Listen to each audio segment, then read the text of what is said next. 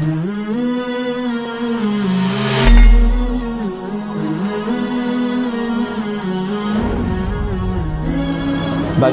jika seorang akhwat dikhidbah oleh seorang ikhwan yang bagus agamanya, tetapi tidak direstui oleh kedua orang tua dan keluarga besarnya?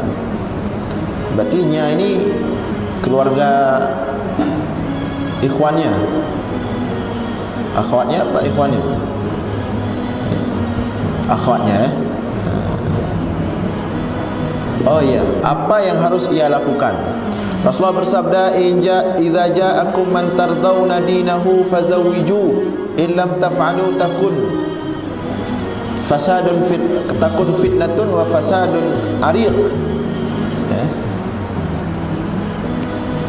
Apabila kalian didatangi oleh orang laki-laki untuk menkhidbah anak kalian, yang laki-laki tersebut agamanya bagus, taat kepada Allah, akhlaknya mulia, fazawwiju, maka nikahilah dia. Apabila kamu tidak menikahi dia, maka akan terjadi kerusakan dan fitnah yang besar. Ya. Ini perintah siapa? Rasulullah. Jadi kalau orang tua tidak terima, ya bawa hadis ini. Lagi duduk-duduk, makan snack, nonton TV, bilang sama ibu, "Bu, kayak ada hadis ni dapat tadi." Coba ibu lihat, hadisnya bagus nih kayaknya. Atau kalau tidak berani, kalau tidak nampakkan hadis, search di YouTube ceramah-ceramah yang berkaitan dengan hadis itu.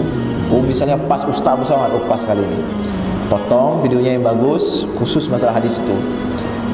Lagi makan, bapak duduk sebelah kanan, ibu di sini, taruh HP di samping, lagi makan, hidupin bersama-sama. Lagi sebutin hadis itu, apabila datang seorang laki-laki yang baik akhlaknya ingin melamar anak kalian, maka nikahilah. Salah tekan tadi, mau tak.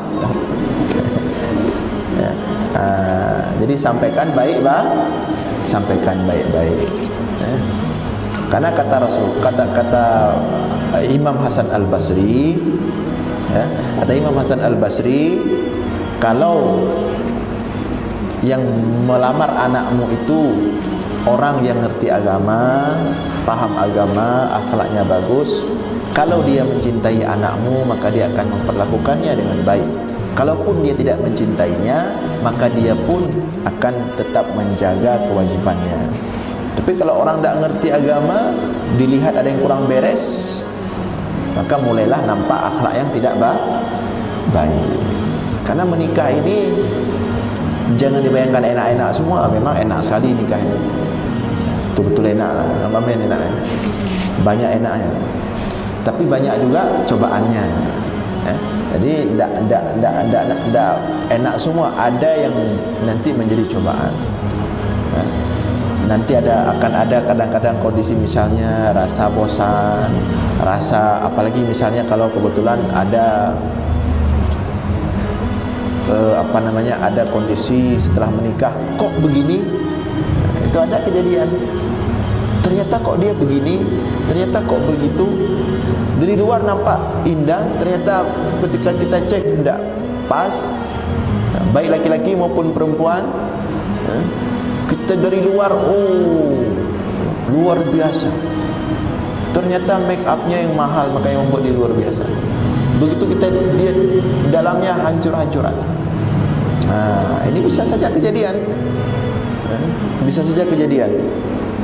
Maka sebelum kita nikah itu, waktu khidbah disuruh lihat, suruh buka wajah, lihat, suruh lihat telapak tangannya, wajah dan telapak tangan. Bagaimana cara kita lihat wajah dan telapak tangan? Dari hidungnya, dari bibirnya, ini bergabungnya. Oh, ini nampak sensitif, ini nampak banyak mengeluh, ini nampak banyak protes, ini nampak lebih bertahan, ini nampak lebih bersabar. Itu dari wajah nampak semua. Terus kalau fisik bagaimana? Dari tangan. Kalau orang ahli dia tahu lihat, ini bagaimana ini fisiknya, ini bagian macam-macam lah. Ini kalau ahlinya tahu itu. Nah, maka kalau khitbah itu disuruh buka wajah sama tangan. Bahkan Rasulullah pernah protes. Ada salah seorang sahabat mau nikah, buru-buru dia, siap peperangan, dia buru-buru mau pulang. Ya Rasulullah, kamu mau kemana? Saya mau nikah, wahai Rasulullah. Apakah kamu sudah lihat perempuan yang akan kamu nikahkan? Belum, saya lihat, wahai Rasulullah.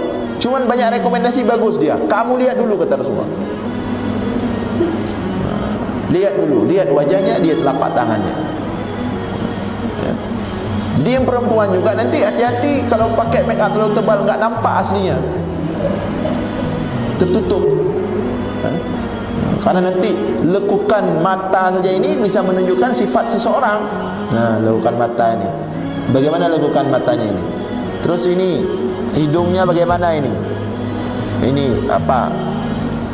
Terus ini keningnya mengkerut atau tidak? Bagaimana? Itu nampak sifat orang. Cuma kalau pakai make up tebal-tebal, dapat lagi lekukan ini. Kada tutup hidung, wajah karata madu. Lalu dan nampak lagi aslinya. Begitu menikah, suami lihat, oh ternyata nggak sesuai ini, nggak sesuai ini, nggak sesuai itu. Ada itu kasus perceraian gara-gara masalah fisik. Maka fisik itu juga menjadi persoalan yang harus dipertimbangkan. Nah, ini kok pertanyaan masalah agama kok ke masalah fisik ya. Jadi itu ya, kalau memang nanti datang laki-laki yang baik, sampaikan kepada orang tua baik-baik, insya Allah kalau disampaikan dengan baik dia akan menerima.